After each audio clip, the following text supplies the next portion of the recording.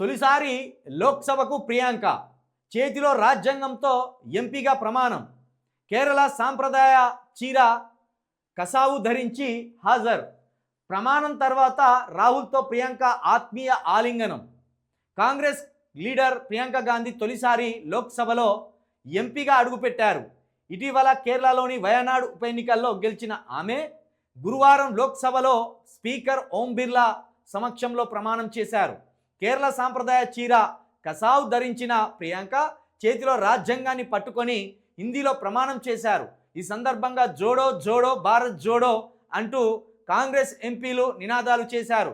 కార్యక్రమానికి కాంగ్రెస్ చీఫ్ ఖార్గే, ప్రియాంక తల్లి సోనియా గాంధీ, అన్న రాహుల్ గాంధీ, భర్త రాబర్ట్ వాద్రా, కొడుకు రైహాన్, బిడ్డ మిరియా హాజరయ్యారు. ప్రియాంక ప్రమాణం తర్వాత తన అన్న రాహుల్ గాంధీ దగ్గరికి వెళ్ళి ఆత్మీయ ఆలింగనం చేసుకున్నారు. అనంతరం ఖార్గే ఆశీర్వాదం తీసుకున్నారు. ఈ విషయంలో కొంత కాంగ్రెస్ను ఈ మధ్య కాంగ్రెసు కనుమరుగవుతుందని ఎప్పుడైతే వాళ్ళకు భయం పడ్డదో అంబేద్కర్ గారు రాసిన రాజ్యాంగాన్ని చేతిలో పట్టుకొని తిరగవలసిన పరిస్థితి వచ్చింది. మళ్ళీ అధికారం రాగానే ఏం చేస్తారు? ఈ కాన్స్టిట్యూషన్ తీసి అటు పడేసి మళ్ళీ రాచరిక పోకడలు పోతారు. ఇప్పుడు మోడీ మతతత్వాన్ని ఎదుర్కోవాలంటే, బీజేపీ మతతత్వాన్ని ఎదుర్కోవాలంటే, బీజేపీ మనుషుల మధ్య మతం గోడలు కడుతున్న దాన్ని బద్దలు కొట్టాలంటే ఇప్పుడు కాన్స్టిట్యూషనే దిక్కైపోయింది వీళ్ళకు. నిజానికి కూడా ఈ దేశానికి మనకు రక్షణ కవచం కావచ్చు, రక్షణ ఆయుధం కావచ్చు రాజ్యాంగమే. అంబేద్కర్ గారు రాసిన రాజ్యాంగమే ఈ దేశానికి రక్ష. వీళ్ళ తప్పుల వల్లే వాళ్ళ అధికారంలోకి వచ్చింది. వయనాడులో భారీ మెజార్టీతోటి గెలిచి నిన్న ప్రమాణ స్వీకారం చేసింది. ప్రమాణ స్వీకారం సందర్భంగా రాజ్యాంగం యొక్క ప్రాధాన్యతను ప్రియాంక గాంధీ గారు తెలియపరిచింది. కానీ మరి రాజ్యాంగం ప్రకారం చూసుకుంటే మీకు సీట్లే రావద్దు. మీ అన్న ఆ సీట్లో కూర్చోవద్దు, మీరు ఈ సీట్లో కూర్చోవద్దు, మీ అమ్మ ఆ సీట్లో కూర్చోవద్దు. రాజ్యాంగానికి వ్యతిరేకంగానే వీళ్ళు కూడా చేసేది. రాజ్యాంగం ఏం సూచిస్తుంది? సమన్యాయం సూచిస్తుంది. ప్రజాస్వామ్యం అంటే ఏంటి? ప్రజలు సమానంగా, జనాభా ప్రతిపాదికన సమానంగా వారి వాటాను పంచుకోవాలి. మరి వీళ్ళు వాటా ఇస్తాన్లా? వయనాడులో ఎట్లా నిలబడుతుంది ప్రియాంక గాంధీ గారు? ఏ అర్హతతో నిలబడుతుంది?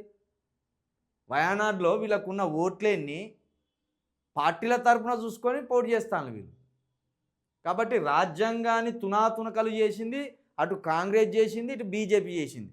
కానీ ఇప్పుడు మీ బతుకులు ప్రమాదంలో పడ్డాయి కాబట్టి, కాంగ్రెస్ పార్టీ ప్రమాదంలో పడ్డది కాబట్టి, కాంగ్రెస్ ఉనికి ప్రమాదంలో పడ్డది కాబట్టి ప్రియాంక గాంధీ గారు కావచ్చు, రాహుల్ గాంధీ గారు కావచ్చు ఈ మధ్య ఎప్పుడు చూడు రాజ్యాంగాన్ని చేతిలో పట్టుకొని మేమే రాజ్యాంగాన్ని రక్షిస్తున్నామని ఈ ప్రజల ముందు తిరుగుతున్నారు.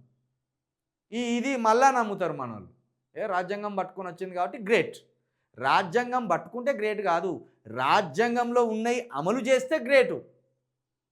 రాజ్యాంగంలో ఉన్న అంశాలను ఏనాడు కాంగ్రెస్ పార్టీ అమలు చేయలే. ఇన్ని 29 రాష్ట్రాలు ఉన్నాయి కదా, ఏ ఒక్క రాష్ట్రానికైనా ముఖ్యమంత్రిని ఒక బీసీని కానీ, ఒక ఎస్సీని కానీ, ఒక ఎస్టీని కానీ చేసినలా వీళ్ళు? చేయలే. పోనీ ఇప్పుడు ఇంత పెద్ద పార్టీ కదా కాంగ్రెస్ పార్టీ, 29 స్టేట్స్లో ఉన్నాయి కదా, పైన ఖార్గే గారి చేతిలో పెట్టింది కదా అధ్యక్షుడిగా. మరి రాష్ట్రాలకు ఎందుకు ఎస్సీలను, బీసీలను, ఎస్టీలను పెట్టలేదు? మన దగ్గర అంటే ముఖ్యమంత్రి గారి చేతిలో ఉన్నారు కాబట్టి పెట్టినలేనాడు మహేష్ కుమార్ అన్నాను. మళ్ళీ ఎలక్షన్ల నాటికి ఆయన పక్కకు తీసేస్తారు, అది వేరు. ఇప్పుడు ఆయన జస్ట్ కీలుబొమ్మ అక్కడ. కాబట్టి ఇక్కడ వీళ్ళు రాజ్యాంగాన్ని చూపెడుతూ మన ఓట్ల మీద కనలేస్తుండ్రు.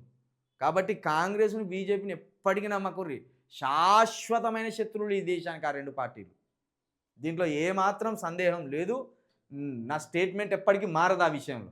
ఎందుకంటే జాతీయ పార్టీలు అనేది చాలా దారుణమైనవి. ఇంకా ముఖ్యంగా ఇండియా స్వరూపం అంటే ఇది అనేక రాష్ట్రాలతో ఏర్పడ్డది. కాబట్టి ఇక్కడ జాతీయ పార్టీలు ప్రాంతీయ తత్వాన్ని దెబ్బకొట్టేటియే. ఎప్పటికైనా ప్రమాదం, చాలా ప్రమాదం మన ఉనికికి.